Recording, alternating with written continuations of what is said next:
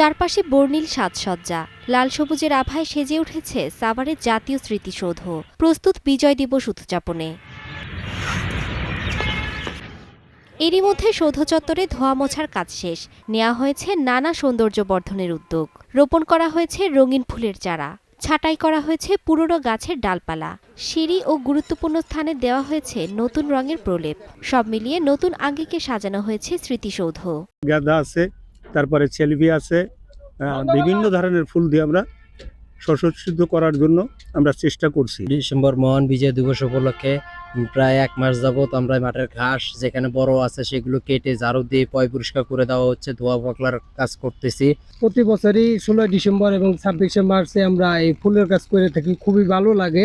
বিজয় দিবসের প্রথম প্রহরে জাতির সূর্য সন্তানদের শ্রদ্ধা জানাবেন রাষ্ট্রপতি মোহাম্মদ শাহাবুদ্দিন এবং প্রধান উপদেষ্টা ডক্টর মোহাম্মদ ইউনুস। এরপর একে একে শ্রদ্ধা জানাবেন রাষ্ট্রের বিশিষ্ট ব্যক্তিরা। পরে জনগণের জন্য খুলে দেওয়া হবে স্মৃতিসৌধ।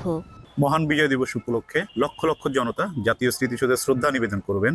সেই উপলক্ষে গণপূর্ত অধিদপ্তর উদ্যোগে জাতীয় স্মৃতিসৌধের পুরো কমপ্লেক্স ধুয়ে মুছে পরিষ্কার পরিপাটি ইতিমধ্যে সম্পন্ন হয়েছে।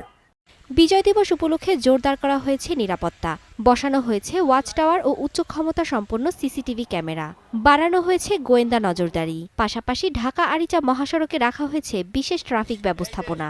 আজকে থেকেই আমাদের এখানে সাদা পোশাক এবং ইউনিফর্মে ফোর্স মোতায়েন করা হয়েছে এবং এই ফোর্স সার্বিক নিরাপত্তা রক্ষায়, জনগণের জানমাল নিরাপত্তা রক্ষার জন্য সার্বিকভাবে তারা নিয়োজিত থাকবে।